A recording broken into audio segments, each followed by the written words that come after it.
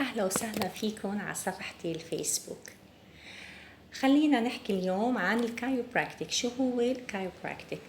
كايرو يعني إيدين، براكتيك يعني طب، الطب اليدوي، أو بالأحرى اللي بقوم فيه أنا بالعيادة هو تقويم أو تصحيح لفقرات العمود الفقري والمفاصل. على سبيل المثال هيدا أسفل العمود الفقري، فقرات أسفل العمود الفقري، بس هي الكونسبت الفكرة هي ذاتها لكل فقرات العمود الفقري.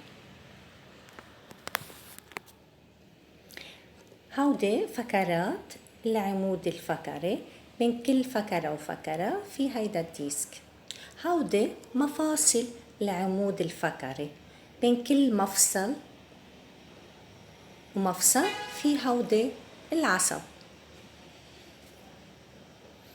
من خلال فحص المريض أو من خلال الأشعة بتبين إنه في لنقول مفصل خارج عن مكانه الطبيعي. هودي هلا المفاصل بمكانهم الطبيعي، مفصل زايح عن مكانه الطبيعي، فبصير هون عنا ضغط على العصب،